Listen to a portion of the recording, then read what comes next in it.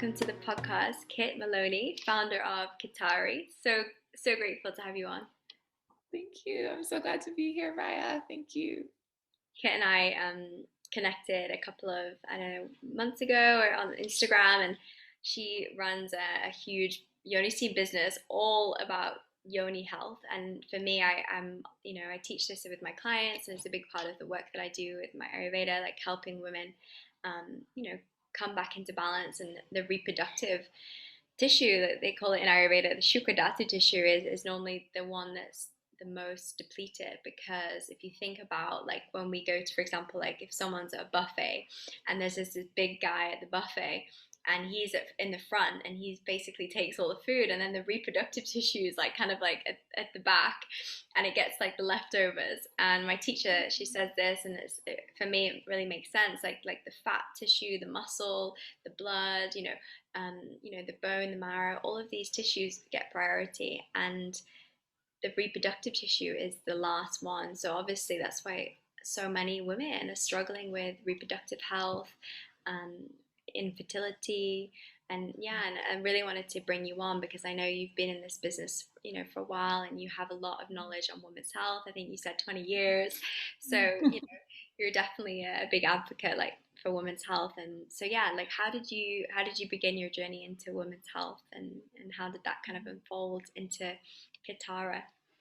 Thank you so much, Raya. I'm so glad to be here. And yes, I really started becoming engaged in women's health as a late teenager, headed to college in the United States, realizing the prevalence of sexual assault, and being really alarmed by not only the numbers, this was in the late 90s, but by this avoidance of looking at them. And that kind of mirrors a lot of different issues around women's health. In so many ways, we do know the prevalence of a variety of ailments that so many of us are suffering from. And yet, it's often the case that we turn to somebody, even a professional, even a doctor, and say, "This is what I'm going through," and don't feel really heard and listened and supported. So, my entry point to this was through working as a victim advocate and working with survivors. My journey was a little bit complex in that I was then, after becoming a victim advocate, experienced my own sexual trauma and really struggled with that identity shift, going from somebody who had been really clear that we needed to have people engaged in women's health and women's sovereignty who hadn't experienced sexual trauma. And then my own assault really created this schism in me, this disconnect in me of understanding how to identify. And so I went through about 15 years of dissociation and separation there. And in that time, though, went and got my master's in gender and social policy, all the while holding this secret and this confusion about how to reconcile this deep desire to be a part of the conversation and the work in the world of women being embodied and therefore connected to our womb space, whilst also very much in the throes of my own healing journey. So flash forward about 15 years later to that, about 10 years ago, I decided to start this company that was really rooted in pleasure. And I thought that this was my both celebration and, if I'm honest, a little bit of my way out of facing the trauma. And I laugh because Spirit had a very different intention for me. And this gateway through pleasure was really an invitation to look at the trauma and a guide to healing that I had never imagined. So, in talking about pleasure and owning and naming pleasure as our birthright, I came to see that not only is that the case, but that pleasure has a way of unlocking our healing in some of the deepest, most expanded potential that's possible, I believe, particularly through use of our orgasm for healing. And with that, and in that world and in that work, I came across this amazing magical practice, Yoni-steaming. And I fell in love with the practice through my own experience, through becoming a certified practitioner, through working with now hundreds of clients, and really wanting to spread this medicine across the globe. And I thought one of the best ways to do that was to make really beautiful products that women can use to safely and easily steam at home. So that is when I created Kitara. Wow. But thank you so much for sharing. That's really, I know for women that have experienced kind of this, trauma, it can be quite, yeah, it's a very vulnerable topic. I know that, myself and other people I work with have experienced some form of, emotional or physical or, sexual abuse in their life. And I think so many of us don't realize until we start this like healing journey, which we're on and we're guiding others on, is a lot of our health issues from an Ayurvedic perspective come from these traumatic experiences that get trapped in the body, um, you know, and then later manifest as disease. So that's something I'm really passionate about too. Is like how can we help people find the root cause of these experiences and really help them emotionally release and regulate their nervous system again. And I think, like you just said, you were dissociating for a long time. And I know, from working with clients and myself, I'm just still on that journey of kind of bringing that present awareness back to the body and feeling safe in the body. So I really appreciate you sharing your wisdom and your love with us. And for anyone listening out there, like that has experienced any of that kind of yeah, suffering, you're not alone, and we hear you, we see you. And yeah, if you always reach out to somebody if you need, because I think so many of us feel like, oh, we don't have a voice in that situation. Yeah, exactly right. And thank you. I appreciate it. No, it touched my heart. Thank you. I really, I love it when people can come on and just open and be so vulnerable. And I know it touches so many people. So, and the fact that, that's really the Dharma journey, I believe, is like, how can we um, pick ourselves back up from a place of darkness and go towards the light, and then help others through our own kind of suffering and through our own experiences, and really guide them and be that vessel for safety and for an embodiment. And that's really, I see that's what you're doing, and it's really beautiful to see. And that's why I wanted to bring you on. And we're going to talk about, yeah, I'd love to talk about a little bit about, yoni steaming, the benefits, and also I love to talk about orgasm for healing, because that sounds amazing, and I'm sure the girls listening will definitely want to learn more about that. Yes. Maybe we can talk about the yoni steaming benefits, and obviously I know a lot of women are a bit skeptical about yoni steaming. Like I did a post yesterday about it, and I know more people are getting interested in it, and which is incredible. But maybe you can speak to kind of some of the benefits you've experienced in your practice since working with women and helping them Yeah. heal their yoni health. Absolutely. And I so appreciate you mentioning the skepticism too, because I think that it's important to name. And I want to be totally transparent and honest. And that's why I too was skeptical. And here I am, almost 20 years into the path of studying a variety of different healing modalities, many of which carry a variety of taboo to them. And still, when I heard of yoni steaming, my initial reaction was skepticism. And that's when I say, a little bit cheekily and very sincere, patriarchy's grasp is strong. you know and so sometimes we need to honor that that's the case. And I was so skeptical that it like kind of freaked me out, like it sort of signaled something to me, like, why are you so attached to this skepticism? And really came to understand that it was this final piece of connecting to myself. And that skepticism, I'm sure, was a piece of ego trying to keep me safe. On the other hand, turned into this deep curiosity that unlocked a ton of healing. And for that, I'm very grateful. So my own path with it really was just that. It was skepticism turned to curiosity, turned to experiencing it for myself. And I had a beautiful first experiencing this steaming that really invited me into connection to the divine feminine, to this embodied release of levels of trauma that I had been working with on the mind and in the body, but that I could feel softening and letting go through my own practice of steaming.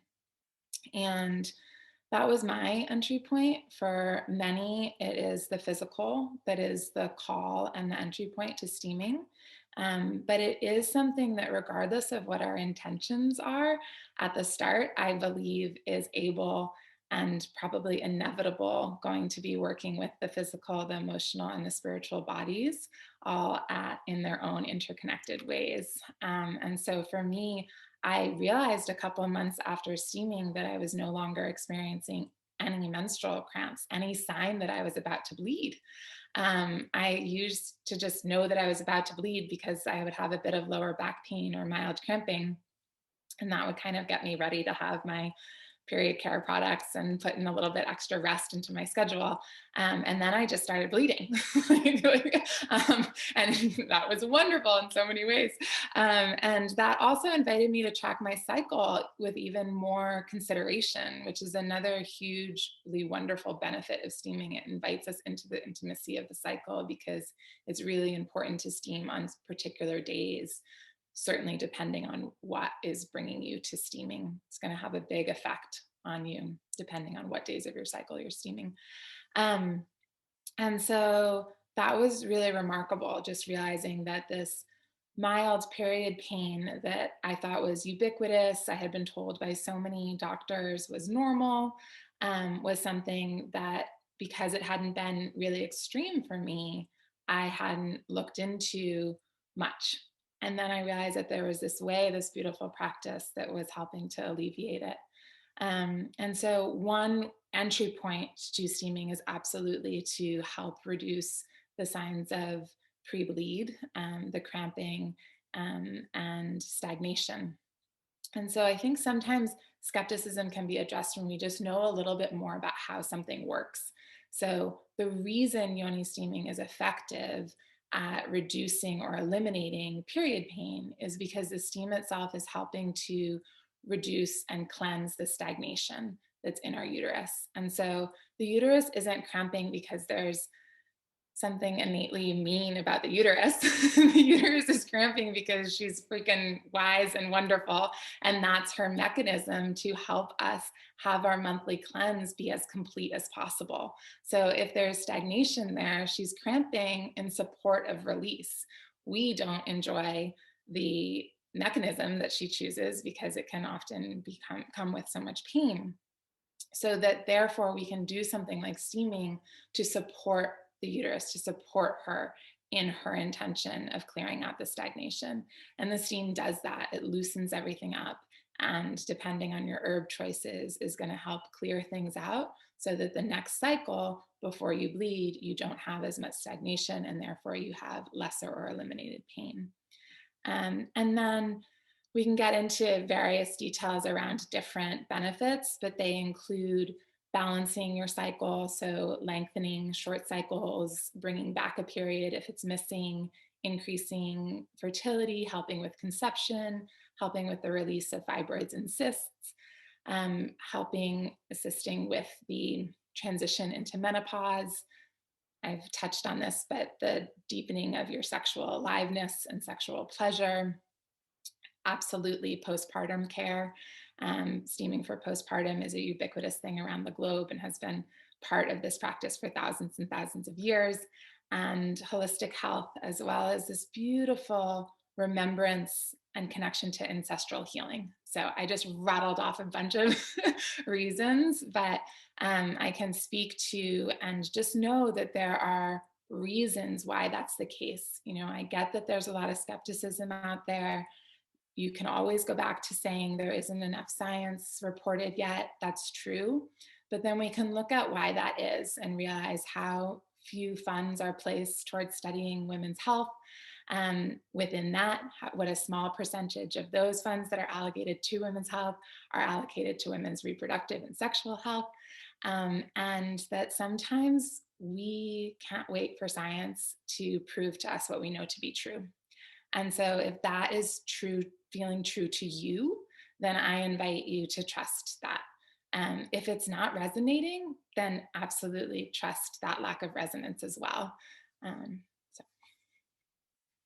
Yes, amen to that. I say that with my clients when I offer them different, self-care practices, cleansing, and I say do the one that speaks to you the most. And anything that you have a little bit of aversion to, I remember one time I was cleansing with a woman, and she really didn't want to do the cleanse, and I definitely didn't force her, but I was kind of motivating her to do it because I know what she wanted to get, the results. And she did have an experience that was quite different to everybody else. And I do believe, the mind body connection is very powerful. And if you have, in the mind, it's going to cause, discomfort or anything like that, it probably will.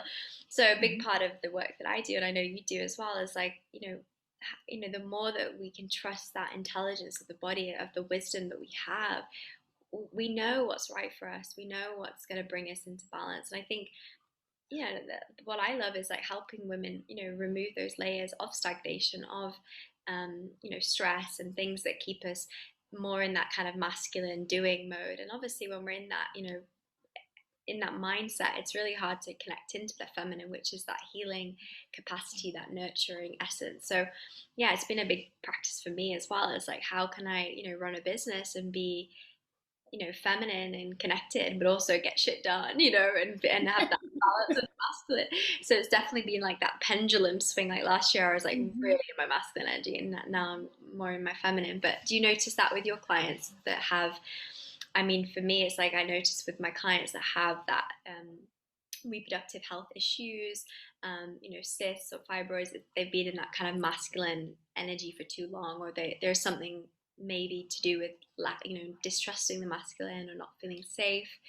Maybe you could Yeah. speak to that if you know a little bit That about. was the exact interesting. That was the exact element that came to me when you were speaking about this, is that fibroids and cysts are really often connected to an imbalance of giving and receiving. Mm, And so we are overgiving and not allowing ourselves to step into receptivity, a quality that's much more connected with the feminine.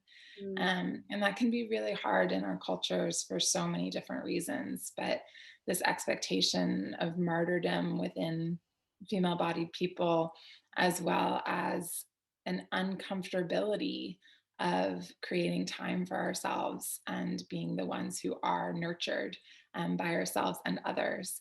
It's really interesting how working with those truths seems very important on the fibroid and cyst journey, mm, in addition to doing the appropriate steaming protocol. But again, one of the things I love so much about yoni steaming is that it doesn't think that it's weird or arbitrary that the emotional and physical bodies are connected. It celebrates that and really invites in that as the work, as part of how the practice comes to be effective, which is really wonderful. yeah, I think so many women right now, like so many women are having PCOS, endometriosis, UTIs. Like I have so many, pretty much like so many women that I know and work with have either thrush, UTIs, endometriosis. Like the reproductive tissue is just so depleted, and I think that's why love chatting to you about it, because hopefully we can educate women, to take the journey of steaming, or something that they can Yeah. understand that, I don't always say I don't have to go straight to the steaming, but it's actually such a beautiful practice. Like it feels so amazing. Like I love doing meditation when I'm steaming. It feels Mhm. so incredible. And for me, like I had like I don't really get thrush that often, but a couple of weeks ago I had thrush, and Mhm. I got my toolbox out. I was like, okay, I got my Mhm. herbs. I got some mugwort. I got some different kind of herbs in my toolbox, and I have to thank my beautiful friend Jana for giving me all the herbs. And she's a wonderful Yoni-steam teacher. She's amazing. So I have to give gratitude to her. But I got them. I made little herb dish, and then I did a steam, and I think every day I did a steam for 4 days, and within 3 days it had gone. But it was definitely Wow. emotional. I was looking in my book, like it was anger over making the wrong decisions, and something had come up in my personal life, and I was like, it's funny when you're doing this work with other women, and you're like, okay, the metaphysical reason, and then you're like, oh shit, I need to do it with myself, which is quite funny. Because often Yeah. the time it's so easy to help other people and see their blind spots, but see your own shit, you're like, oh, I didn't know that was my stuff that I need to work on. So Yeah, yeah, absolutely. And steaming is so great with working with those infections and bacteria as well, because again, it's just stimulating the release of anything that needs to be let go of in the body. And that very much includes the infection and bacteria. And I love witnessing that connection of understanding that it was the emotional that actually created the physical imbalance. yeah, for sure. It's so funny. Like, I mean, it's like sometimes like maybe I've had a disagreement with my partner or something, and I wake up the next day and my neck is so stiff. And I look in my book, Louise Hay, Heal Your Body, and it's like not looking at the other point of view. And I'm like, oh, yeah, okay. Keep you humble. Oh, correct again, Louise Hay. Yeah, no, really yeah, she's cool. Hey, I really love her. I use a lot of her Yeah. work in my work Mhm. to help people understand that kind of, the mind body connection. Sorry. Yeah. Yeah, I would love to speak a little bit about orgasm for healing. That's something I really, I haven't really, I learn a bit about in like tantric kind of practices. And I know for a lot of women, I had another woman on, she did speak a little bit about this, but I know so many women don't realize their potential for orgasm in terms of, we think there's just kind of like one orgasm for everything, but the deeper you go into orgasms, the deeper you can surrender, the more, and obviously the more you feel safe, you can experience, extreme full body orgasms that are very, nourishing for the mind and the body. Maybe you can speak a little bit about that and your personal experience and your healing through, working with your trauma that you had to kind of go through. Because I know so many women listening have probably experienced something similar, and it would probably be really healing to hear that. Yeah, absolutely. Thank you for the invitation to do so. I think you've also, as an entry point to this discussion, I think you've also named something really important about steaming, which is that it is a gentle, pleasurable practice. Mm, And that in and of itself celebrates the feminine.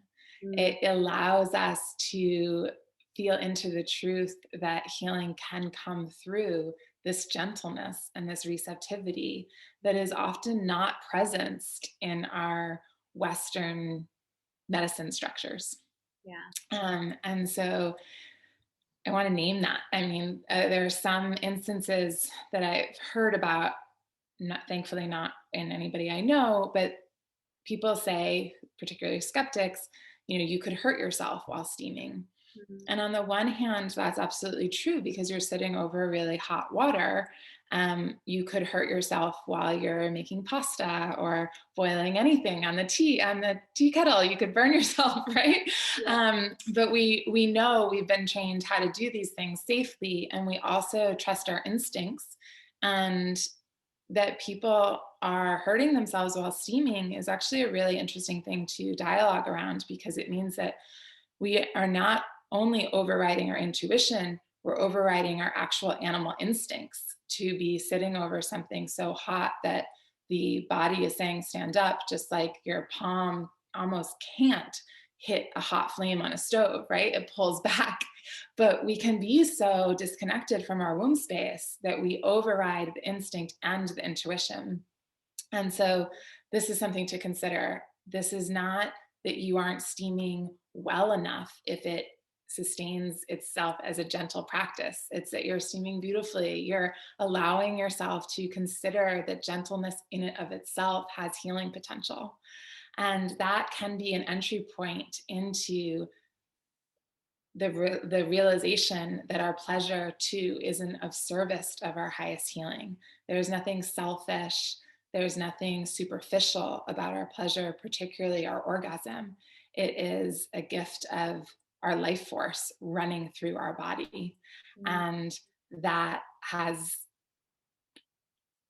power that I am in deep reverence to, and probably only now have about a sliver of consciousness about. So wild room for expansion. But in short, in my own journey, coming to realize that my solo sex practice could help me rewire orgasm and pleasure as safety was a really important part of my journey to come back into my body and come back into presence with her and her pleasure, and not from a fear space, but from a space of recognition and honoring.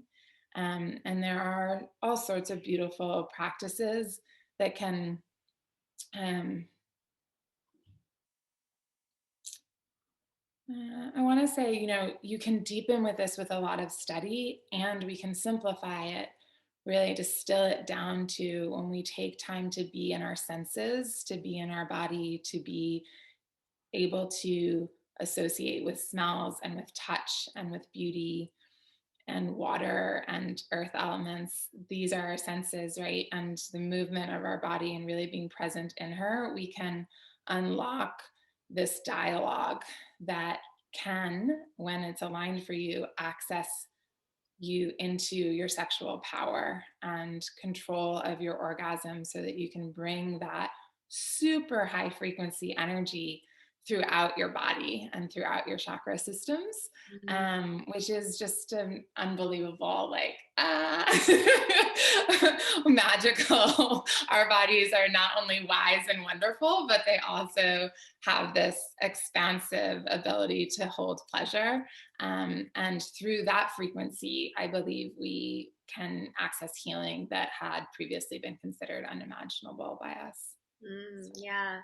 I think I mean, it's a big part of the work that I've been taught with my teachers is we use yoga and Ayurveda. Yoga is to for the physical body, but also the mind in terms of we use the chakra system, like the second chakra, which is just like the energy points in the body. If some of you guys don't know, and the second chakra, Swadhisthana, is the basically the seat of sexual kind of reproductive organs.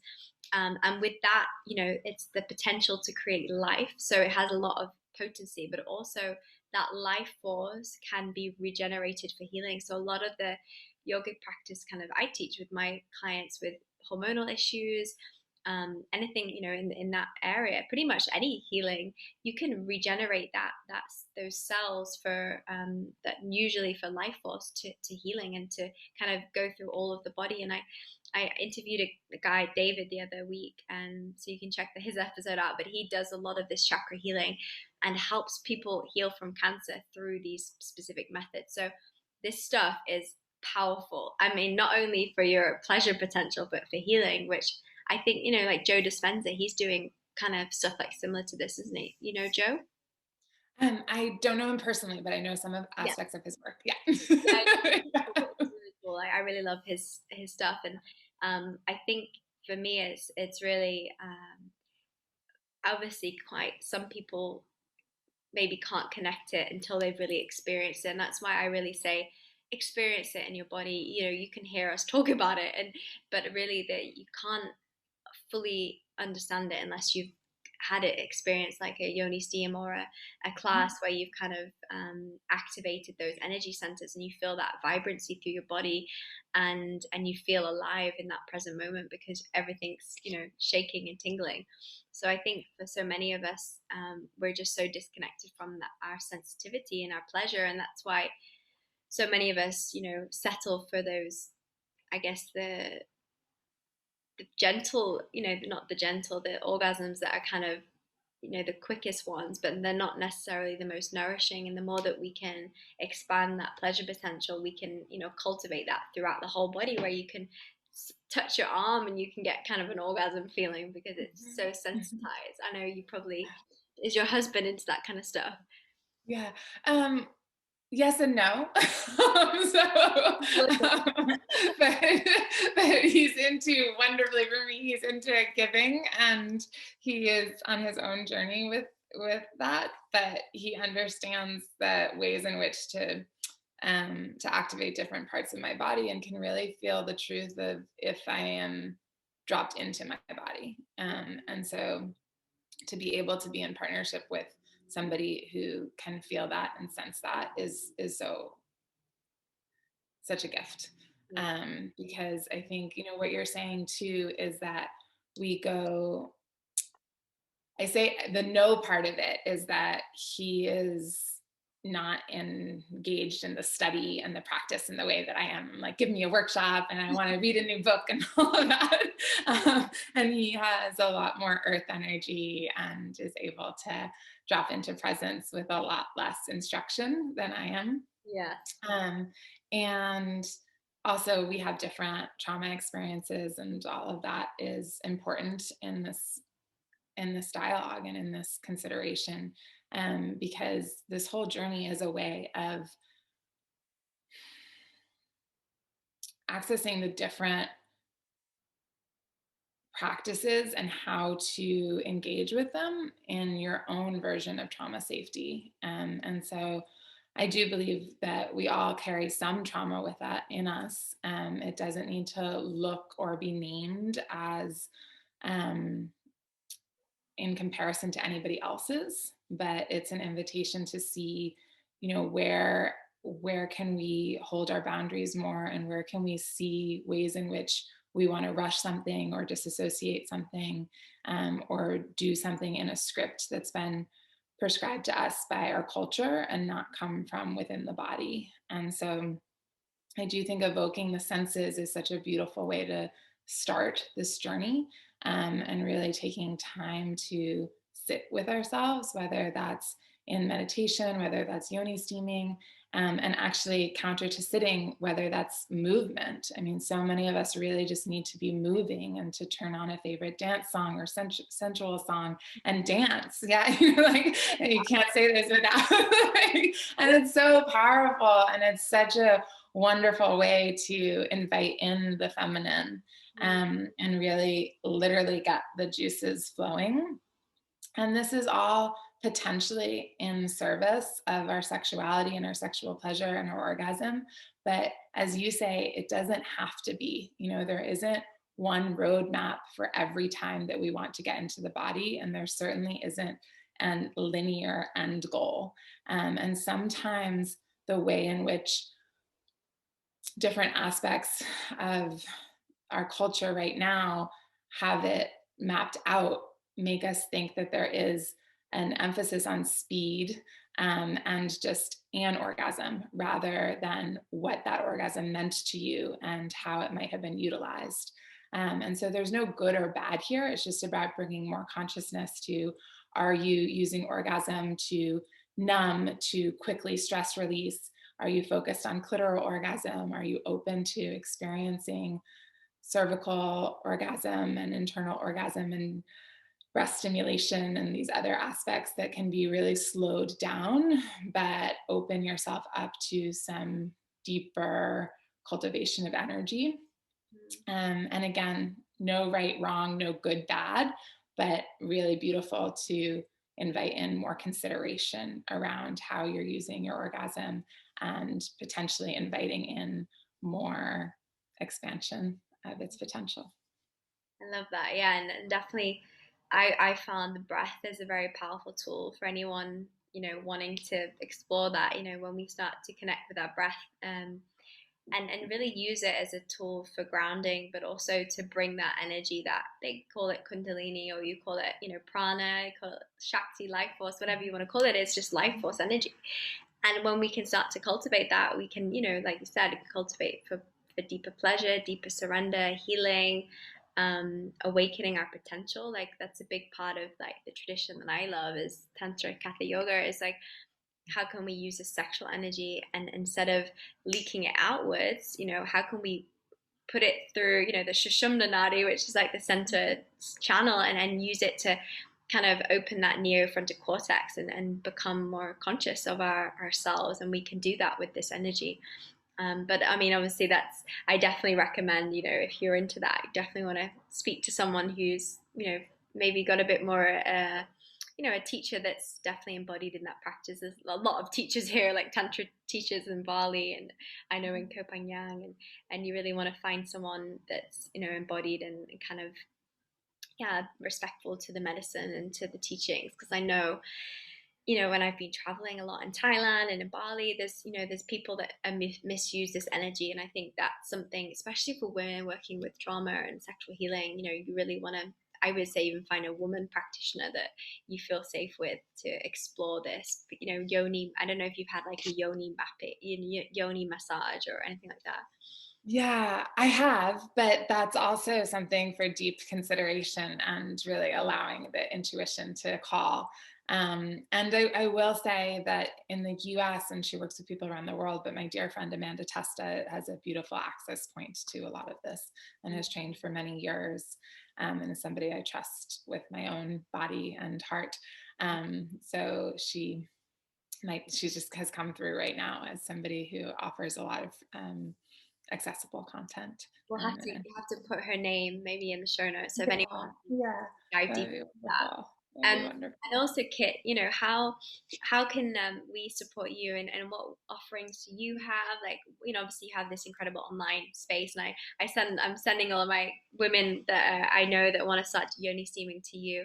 How can they connect with you if they want to like do yoni steam or find products? And obviously you have this amazing, like, she has this amazing yoni home quiz where you can go on and you can do like your own kind of, which I love because obviously Ayurveda is all about like the doshas and kind of each body's unique. So you can tune on and do her free quiz and see what types of yoni steams that you want.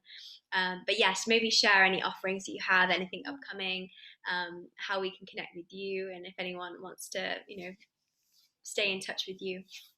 Thank you so much, Brian. Yes, so home base online is Kitara, Kitara, love.com.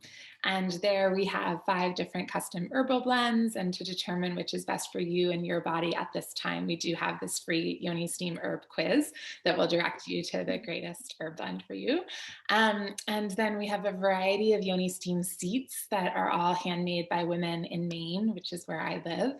And we have blankets and robes and womb healing meditation candles and massage oil candles and all sorts of goodies for accoutrements to add to the ritual and ceremony of your yoni steam practice, should you choose to incorporate them. I do yoni steam and womb healing consultations. Those are also available on Kitara Love.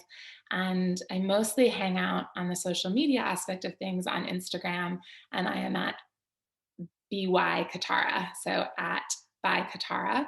And I'm really excited about some upcoming workshops that are coming forth. So if you do want to just sign up for our newsletter on kitaralove.com, that way you can know about them. We'll be doing one particularly about fibroids and cysts in the next couple of months, another one about fertility and conception and how to use your steam practice to support those intentions, and also around yoni steaming, both for transitioning into your bleeding times and transitioning out of your bleeding times, which is really a wonderful discussion and I think is a huge part of our collective healing. So thank you for the invitation to share all about that. Sorry, my dogs are barking. Like, luckily I was on mute, but my cleaners are coming in and my dogs are barking. I'm like, shh. So I was like, keep talking. Carry on. I know. Oh, I think my dog is on the other side of the store now. Oh, that's amazing. And you can see if you're looking. Obviously, if you're listening, you can't see, but if you're looking, can you maybe? I don't know if you want to bring it closer. Maybe you can show everyone in this awesome steam box. We were just at the beginning of the podcast. We were showing each other our steam boxes, and you don't need all of this stuff to start. But I highly recommend, as a lifelong practice, invest in one of her steam boxes. They're amazing. They look incredible. Exactly. And even though I sell all sorts of yoni steam accoutrements, I really want to applaud and agree with what Brian is saying, of that to start, you don't need anything as sophisticated as this. And I do invite you to use yoga blocks or child's pose. Just make sure that if you're not using a steam sauna or box, that you wrap your steam pot with some sort of towel, so that if you are in child's pose and you do end up lowering, you are protected. That's what I ask. You burnt your yoni a couple of times. Yeah, because it's actually kind of my journey was resisting investing in a steam seat, and then getting so into the practice that then realizing I wasn't steaming as often as I wanted to because I wasn't able to do so in a really just like easy way and safe way. It just involved more consideration. And that then I did have like a little wobble, and that was the last time. That's when I literally decided to start a company about it. Was post wobble.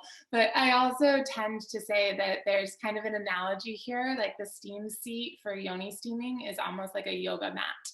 You don't need it. You can absolutely practice yoga without a mat, but for safety and for the ritual and for the likelihood that you're really going to be in your practice, a yoga mat is really supportive. And that sort of is the same thing for the steam seat. Yeah, it So, really levels up your steaming for sure. right? Yeah. So this is the Kitara one. It has these cute little handles that make it super easy to move around if you need to move it from one room to the next. And then it has this opening on the side for a burner that you can put inside if you want to heat up your water right in the sauna, or you can also heat up your steam pot on the stove. And then the lid is made of solid red cedar, which is beautiful and aromatic, and that comes off. And then you put your steam pot and herbs inside. And I'll grab the steam pot. Yeah, I wanted to get your steam pot, but it was all sold out. I was like, damn it. I know. I need a new one. It is like super cute. People just love the steam pot, which I think is so delightful. And I do too.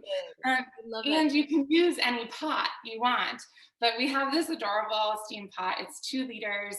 So in the interim, until we're back in stock in April time, you can use any pot that you have. Just, I do ask for consideration about any sort of coating that might be on it, because a lot of pots right now have some sort of non-stick coating on it, and we just don't want to use those because they're usually actually quite toxic.